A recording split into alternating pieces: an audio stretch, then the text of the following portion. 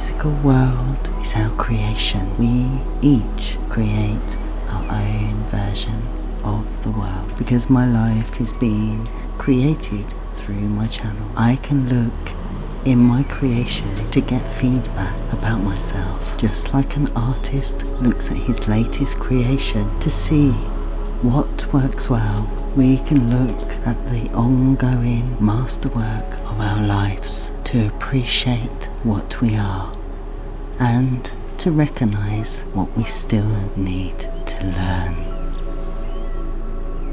We're creating our lives as we go along. Therefore, our experiences and needs of ourselves, our particular reality, our unique life experience. Because my life is being created through my channel, I can look in my creation to get feedback about myself. Just like an artist looks at his latest creation to see what works well and what doesn't.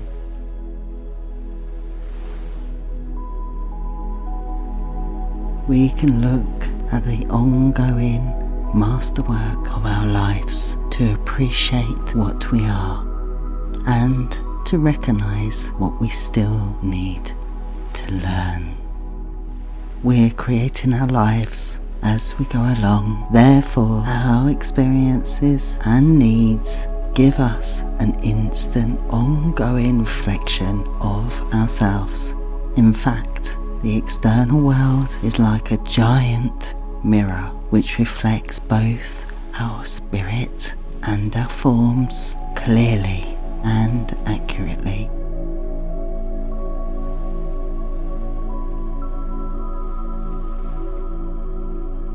Once we have learned how to look into it and perceive and interpret the reflection, we have a fabulous tool. The mirror process is a technique that can help us see the world as a mirror.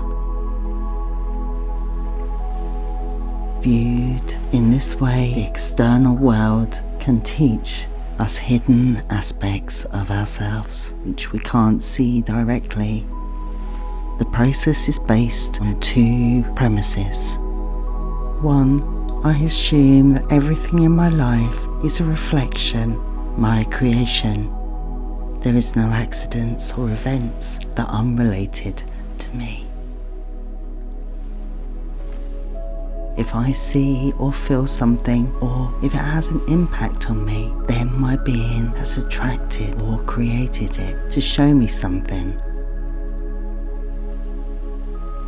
If it didn't mirror some part of myself, I wouldn't even be able to see it. All the people in my life are reflections of various characters and feelings live inside of me. 2. I try never to put myself down for the reflections I see. I know that nothing is negative, everything is a gift.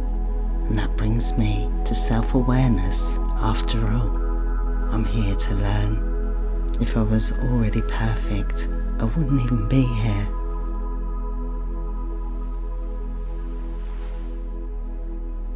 Why should I get angry at myself when I see things I've been unconscious of? It would be like a first grader getting frustrated before he wasn't in college yet. I try to maintain a compassionate attitude towards myself and my learning process to the extent that I can do this. The learning process becomes fun and really quite interesting. I am learning to view my life as a fascinating and adventurous movie. All the characters are parts of me, played out on the big screen so that I can clearly see them, and once I see them and recognise their various feelings and voices inside myself, it is easy to choose which characters to keep and expand and which ones to let go of or transform. If the movie portrays problems, hassles or struggles, I know I must check inside to find out where I'm not being true to myself. I also know that when I'm trusting and being myself as fully as possible, everything in my life reflects this by falling into place easily and often miraculously.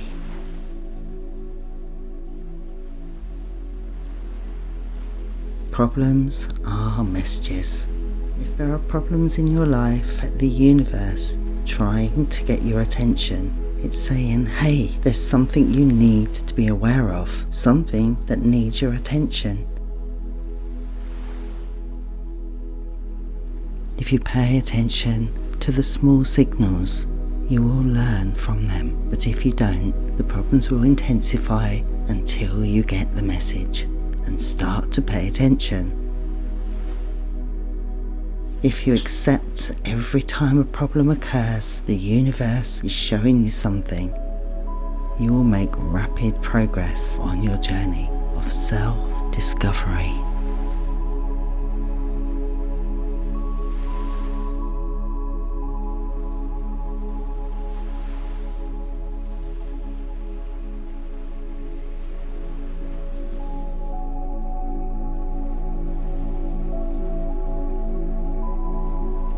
When something negative happens, it's tempting to say, why does this happen to me? I'm doing the best I can and nothing seems to be going right. I can't understand why I'm having this problem. If you find yourself doing this, try to open up to another way of looking at things.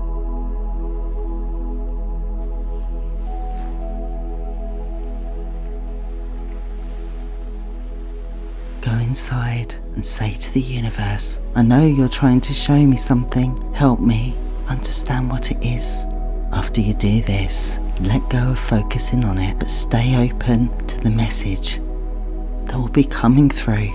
It may come in the form of an inner feeling or awareness, and some words from a friend or something unexpected that happens to you. The message may come through immediately, or it may take quite a while.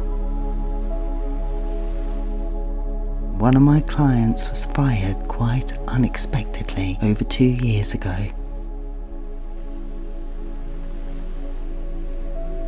At first, he was devastated. After a month of getting his bearings, he went into business on his own. His business is now doing very well, but it was only a few weeks ago that he finally got the message that his firing reflected. Suddenly realised that the firing incident was trying to tell him that he was much better off being in business for himself rather than working for other people.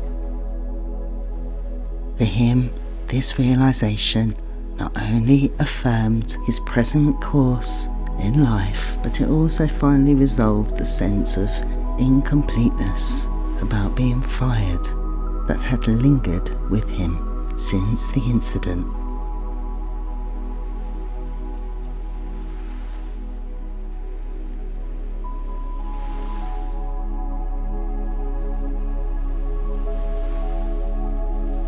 Interpreting the reflection. The trickiest part of using the mirror process is learning how to interpret the reflection you see. And once you do get a message, but you're not quite sure what it is, it will not help to analyse and think about it with your rational mind. It is far more effective to turn to your inner self to ask the universe for help. Simply sit quietly, take a few deep breaths, and focus your awareness within to the wise being within you, who is in touch with the wisdom of the universe. Ask this being, either silently or out loud, for guidance or help in understanding the message. And as you tune into your gut feeling and get a sense of what feels right in the moment, act on this feeling. After acting on the feeling, try to answer the external, internal feedback will come to you as feelings. If you feel empowered, more alive, then it's right. Ultimate key is aliveness. The more the universe moves through you, the more alive you feel. Every time you don't follow your inner guidance, you feel a loss of energy, loss of power, a sense of spiritual deadness. Being true to yourself, you will feel more alive, but may also feel uncomfortable. This is because you're risking change. As you undergo certain change, you may experience intense emotions. Allow your emotions expression. After all, your inner voice has to move through years of accumulated unconsciousness, doubt and fear. So simply let these feelings come up and flush through you. They are being cleansed out and healed by the light. External feedback may also mirror these feelings. Your doubts and fears will often be reflected in the reactions of those around you. If your friends and family question or judge the changes in you, recognize that they are simply mirroring the doubts, fearful voices in you. Such as, what if I'm doing the wrong thing? Can I really trust the process? Respond to such feedback from others in whatever way you feel is appropriate. Reassure them, ignore them, argue with them, whatever. The important thing is to recognize that you are really dealing with your inner fears. Affirm that you are learning to trust yourself more and more. You will be amazed to see how others immediately mirror your increase in self-trust and confidence by responding to you with trust and confidence. Remember, if you judge and criticize yourself, others will judge and criticize you. If you hurt yourself, others will hurt you. If you lie to yourself, others will lie to you.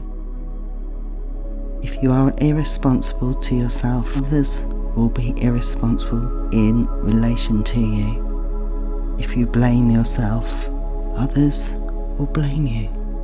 If you do violence to yourself emotionally, others will do violence to you emotionally or even physically. If you don't listen to your feelings, no one will listen to your feelings. If you love yourself, others will love you. If you respect yourself, others will respect you. If you trust yourself, others will trust you. If you're honest with yourself, others will be honest with you. If you are gentle and compassionate with yourself, others will treat you with compassion. If you appreciate yourself, others will appreciate you. If you honour yourself, others will honour you. If you enjoy yourself, others will enjoy you.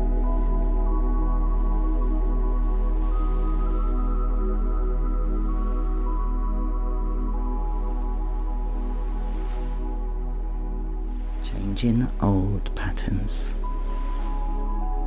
It's very important to realise that you may not be able to change your old patterns overnight. Sometimes things seem to change rapidly once you've recognised the message, but sometimes it seems like you keep doing the same old thing and getting the same unpleasant results. Long after you feel you know better, it takes time for the ego to change its habits, so you have to watch the same lousy movie repeating itself a few times. If you feel your progress is too slow, ask the universe for help and remind yourself that it will change soon.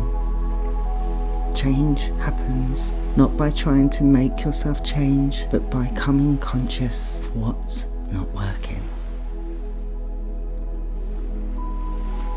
You can ask your higher self for help in releasing the old and bringing in the new pattern.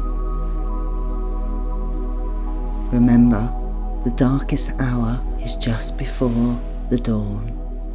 When other people want more from you, it's usually an indication that you want more from yourself. A friend of mine discovered that her boyfriend has been seeing another woman and lying to her about it. She was very hurt and angry, particularly to discover his dishonesty. She expressed her feelings and asked him to leave her alone for a while to sort things out on her own. When she was alone, she asked herself, is there something I'm lying to myself? Some way I'm not being totally truthful and honest with myself that would cause me to attract a dishonest man? She let go of thinking about it and went to work. And by the end of the day, she realised that she had felt this man was not fully present with her, was not being real with her. But in the past, she had denied, covered up her feelings because she was afraid to confront him with what she felt and intuitively knew. Thus, she effectively lied to herself and supported him in his deception as well.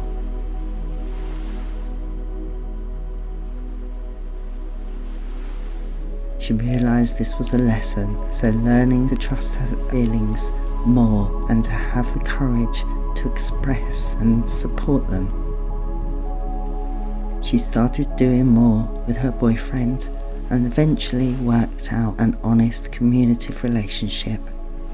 She might also have chosen not to continue the relationship. What matters is that she received a gift from it, learning to trust and express her feelings.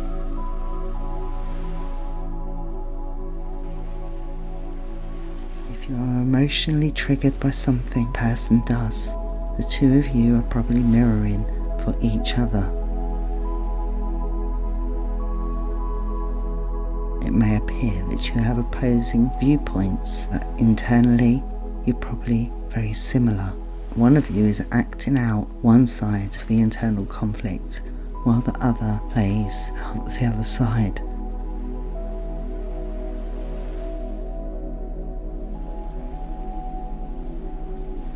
For example, one person may want more commitment in the relationship, while the other wants more freedom. They become extremely polarized on the issue, but truly believe sudden switches, they're positive. The one that wanted commitment suddenly wants freedom. The other person almost swings to the opposite polarity.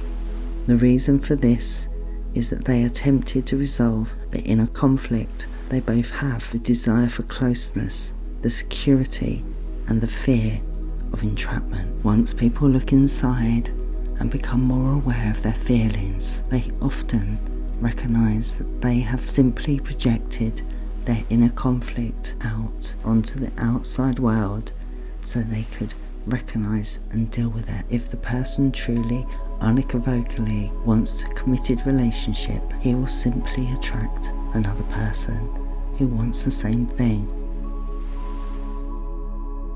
If someone feels completely clear about wanting to explore being with many partners, he simply does it by using the mirror process. You can recognize what you really feel and learn to be more honest with yourself. Once you recognize the internal conflict, you can ask the universe for help.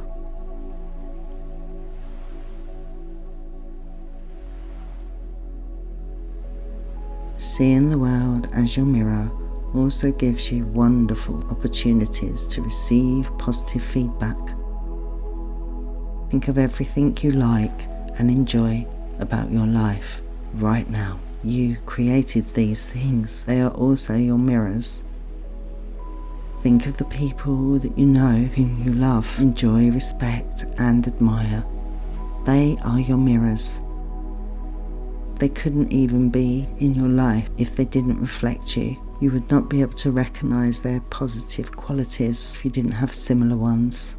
Think of the people and the animals that love you. They are a mirror of how you love yourself.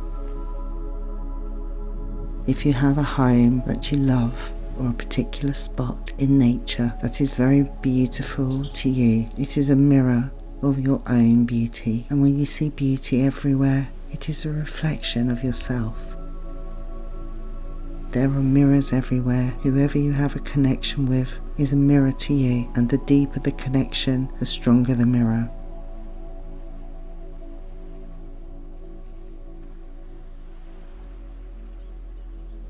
Part of the fun using the mirror process is discovering who we are. The key is always to go back inside and discover the meaning of the reflection for you. The more you are willing to do that without even rationalizing, bring to your mind a person or something in your life and ask for her, what it is mirroring to you. Stay open to receiving the answer, whether it comes in words, feelings, or images.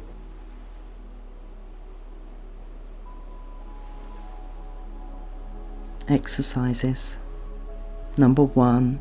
Think of a person you especially love or admire. List all your positive qualities. Think about how qualities mirror you. In some cases, they may be qualities that you have not yet fully developed in yourself. Recognize that this person is here to teach and inspire you by his or her example. 2. Make a list of all the things and people you like in your life. Praise and appreciate yourself for creating and attracting these mirrors.